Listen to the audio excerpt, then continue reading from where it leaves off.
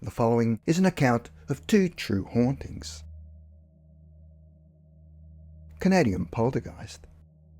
Situated on the southeastern edge of Moose Mountain Provincial Park, Kenosee Lake, Canada, is a well-known summer resort with amazing scenery and a popular campsite.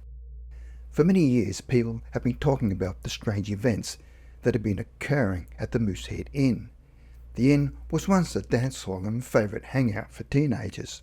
In 1990, Dale Orsted from Estevan, Saskatchewan, decided to buy the inn and do some renovating. After living in the inn for almost 3 years, he became aware of strange things happening, such as ashtrays, cutlery, and figurines starting to disappear. Initially, Dale figured they were being taken by the staff or a few customers, but the missing items would then show up in the weirdest of places. However, this was just the beginning of strange events occurring. Before long, loud noises started, such as banging on the locked front door, thumping on the floors overhead. The cacophony could last for hours. Frustrated, frightened, and reaching the end of his tether, in desperation, he decided to call the police. But the police could not figure out who or what was causing the paranormal type activity. As if what had happened was not bad enough, in 1992, things went from bad to worse.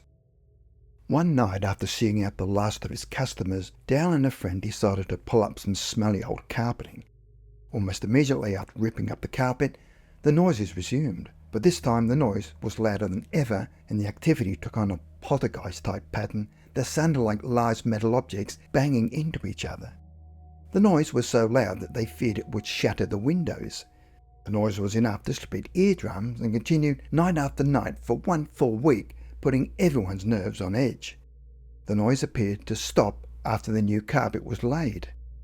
Up until that moment, Dale Orsted would have laughed if someone had suggested that the inn was haunted, but after one harrowing week, was left with no other option but to accept the fact that the place was definitely haunted.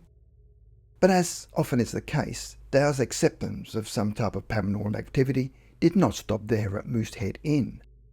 Lights now started to flicker several times a night, and the dishwasher would somehow turn itself on and off. Then a bucket flew across the floor, and locked security doors would suddenly burst open before slamming shut again. Not everyone was terrified by this series of events, where some customers were excited to be around when some of the weird activity happened, but afterwards had to admit that they were a little nervous.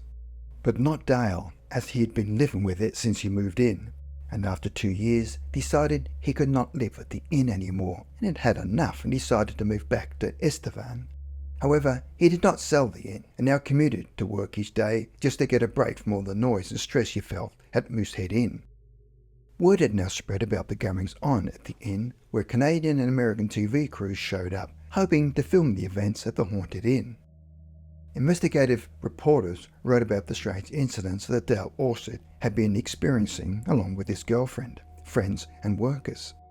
A psychic who'd read about the haunting phoned Dale and suggested that the renovations to the place had probably upset the original owner, Archibald Grandison.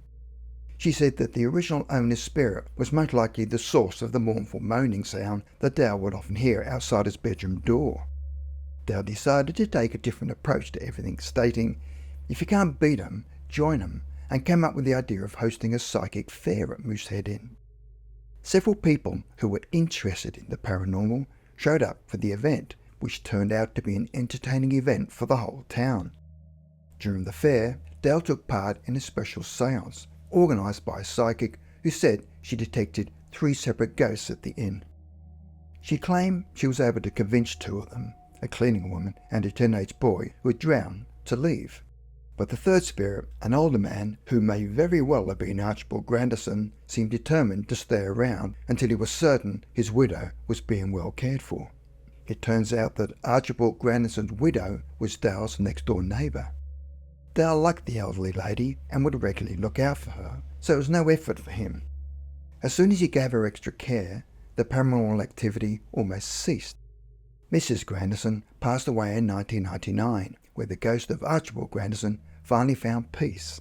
They lost it, was also grateful for the peace. Connecticut haunting.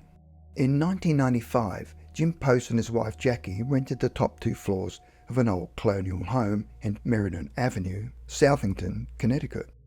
The couple were unaware of the old home's reputation for being haunted. Ironically, they found the house was haunted during Halloween when he went down to the first floor tenant and asked if he wanted to share trick-or-treats.